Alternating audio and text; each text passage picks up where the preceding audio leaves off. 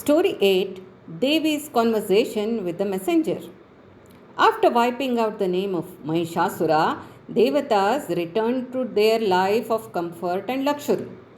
Years later were born Shumba and Nishumba. When they were of the right age, they began to focus on Brahma to get themselves a boon to become more powerful. When they practiced Hatha Yoga and meditation, the four faced Brahma appeared before them and asked them, "What do you seek?" Then the two Rakshasas bowed to Brahma and spoke of their desires. O Brahma, we must not die at the hands of Devatas, Yakshas, Gandharvas, or the creatures in any of the worlds. We must have unbeatable power. Please grant us this boon. Now Brahma couldn't keep himself from granting the wishes of his devotees and said, "Your wish is granted, but you will die at the hands of a woman whom you lust." Shumba and Nishumba happily went back to their kingdom, Shonitapura. Brigurushi crowned Shumba at an auspicious time. Nishumba became the prince. Chandamunda, Dhumralochana, Raktabija, and all the other Daityas became the allies of Shumba. The boon that they had was now fortified with Daitya strength. With his uncanny strength, Shumba won the earth and attacked Devaloka. The Devatas lost the war and ran away. Shumba sat on the throne of Indra. Nishumba became his minister. They began causing distress. Agni was made to give them the offerings made in the yagnas or ritual fires. The moon was made to appear with stains every day. Kubera was made to offer his entire wealth to them. Yama began to carry out his work the way they wanted. Meaning now, Shumba and Nushumba controlled birth and death. The Dikpalakas or the gods of the 8 directions joined them too. The disappointed Devatas came to the Himalayas. They started worrying about what they should be doing. They couldn't think about what lay ahead of them. Devendra then says, "These two demons have a boon from Brahma. They cannot be killed by anyone. Even Brahma, Vishnu, and Shiva cannot help us now. However, our Devi, Mahishasura Mardini, has assured us that if we think of her during our difficult times, she would come and take us out of those. Now, we all have to focus on her with single minded devotion." Listening to Devendra, everyone pepped up. They began praying with folded hands to the Mother of the Universe, who had taken them out of distress and also granted them their wishes. They sang her praises and prayed to her, asking her to protect them. She appeared and said, "You do not need to worry. You can stay here for a while.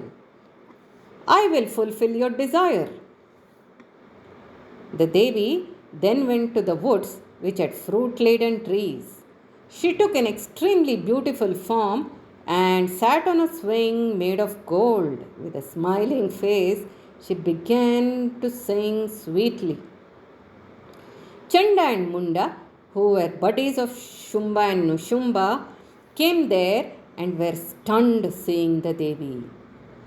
One look at her and they said, "We have to let Shumba and Nishumba know of this unusually beautiful woman," and left from the place.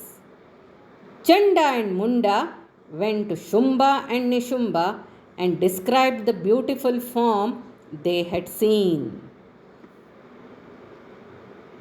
O king, in a wooded forest in the Himalayas, we saw something gorgeous.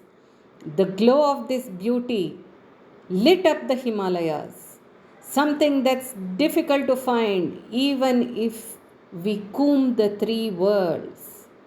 Even the most beautiful celestial women will look as if they are around to just do her bidding.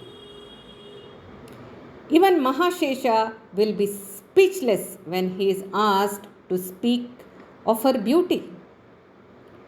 You would have never seen anyone like her. You have heaps of jewels. If this jewel among women is with you, it's worth it. Else, the other jewels you have will be in vain. Ramba, Urvashi, Tilottama, Menaka, and any of the other thousands of celestial ladies, all put together, do not match her beauty. She looks like the goddess of the entire universe. The immensely beautiful goddess is on a golden swing. She doesn't have any guards around her and no other company. She seems to be waiting for the most heroic of all, someone like you. You must go there right now. Your being Lord of the three worlds will be worthwhile. Listening to the words of Chanda and Munda, Shumba and Nishumba were happy. Nishumba said, Brother, it will be the best thing for you to marry her. Shumba agreed. As he was the lord of the three worlds, he felt it would not suit him if he went by himself to the goddess. He called a messenger, Sugriva, and told him about this beauty. Sugriva, you have to go to her right away and tell her about my abilities.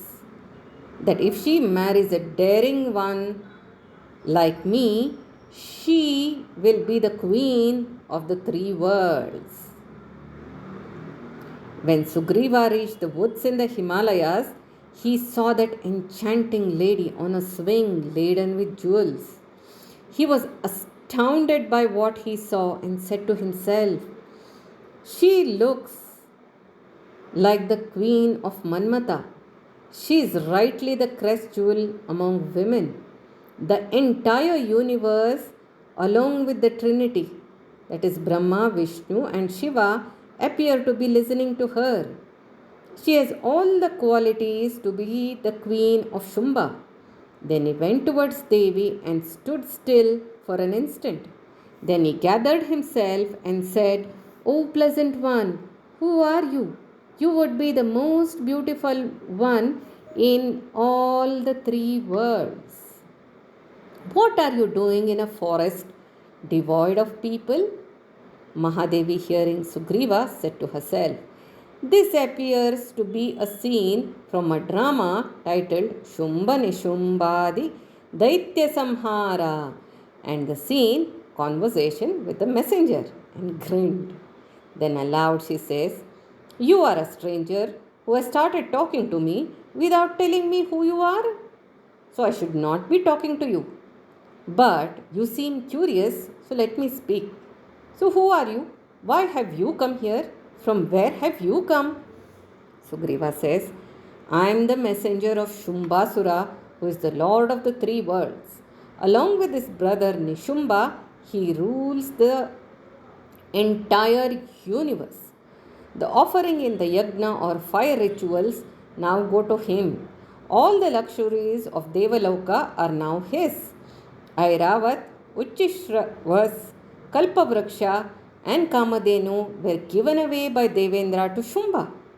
Our king Shumba asked me to let you know that he is now thriving more than the Trinity and asked me to fetch you to marry him. So I am here. Do let me know about yourself and do what our king is asking you to do. It will be for your own good. Mahadevi was furious at the big headed words of Shumbasura.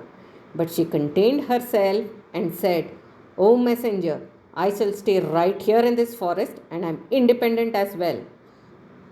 Take my message to your king. I have taken an oath that I shall marry a man that fights me in war and wins. So ask Shumba or Nishumba, whoever it is, to come here, fight, and be victorious.